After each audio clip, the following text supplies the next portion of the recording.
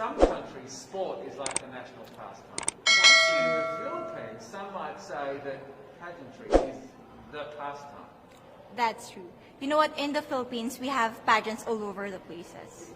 Yes, we have pageants in the barangay, in school, national, local. That's why we really love Miss Universe. It's like it's giving pride and putting the Philippines back on the pedestal. That's why there's an added pressure as a candidate coming from a pageant-loving country. But it's a good pressure.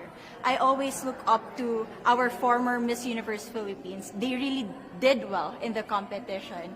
And now this is my time to show who I am, to offer what Rabiya can show to the rest of the universe.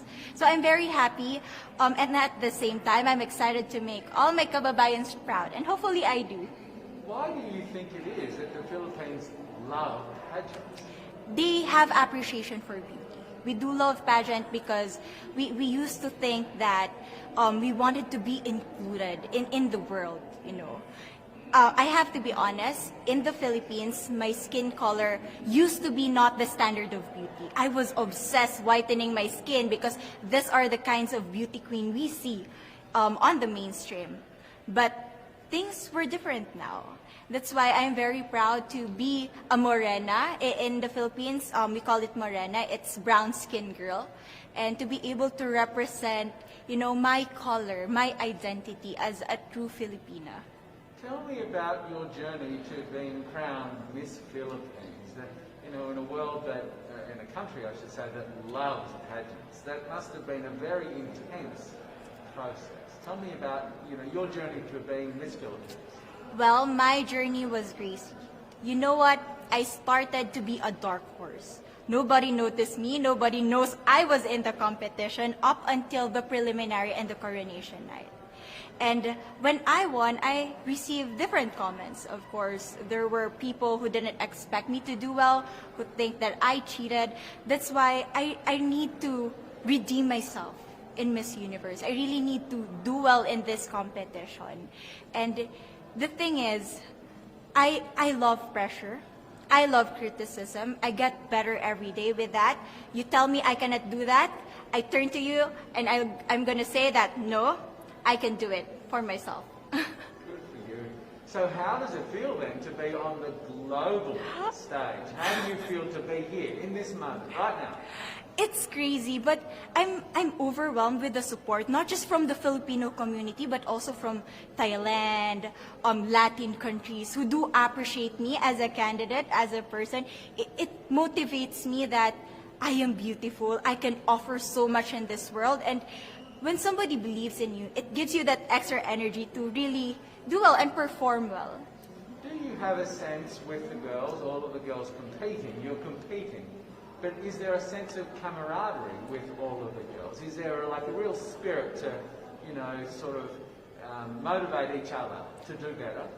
You know what? I have a different idea about Miss Universe. I thought it's going to be very competitive, in a healthy way, well, of course. But now I can see every girl helping each other, from fixing those hairs, from trying to zip up those outfits. It speaks of the closeness and the kind of camaraderie that we want to have. The goal of Miss Universe is not just to crown one girl, but also to build a genuine and long-lasting friendships among us. Would you say within the Miss Universe world, the contestants, is there a sisterhood? Are you sisters? There is sisterhood. I can say I was able to talk to different representatives from different backgrounds, different cultures. And despite our differences, there's so much to be highlighted in what binds us together.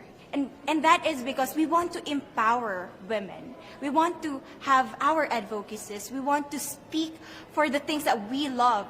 And that's a celebration of women and the beauty that we have.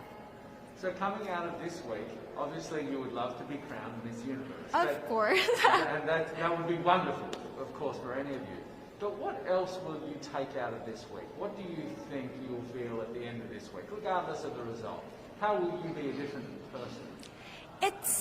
It's the growth and the development that I was able to have during preparing for this dream. I will be honest, there was a moment that I lost my identity. because I was put under pressure. I was in that position in which I feel like I'm not good enough. I'm not a good representative of my country, but I was able to bounce back stronger.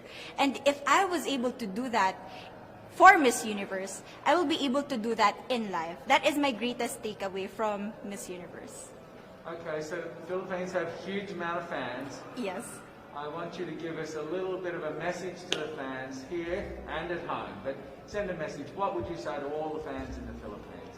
To all my fans from the Philippines and from all over the world, maraming salamat po. Thank you so much for loving me and for believing in me. It means a lot to somebody who is so naive in this industry, who has no idea how to become a beauty queen on the first day of my journey. But because of your love and support, I was able to be the woman that I am today.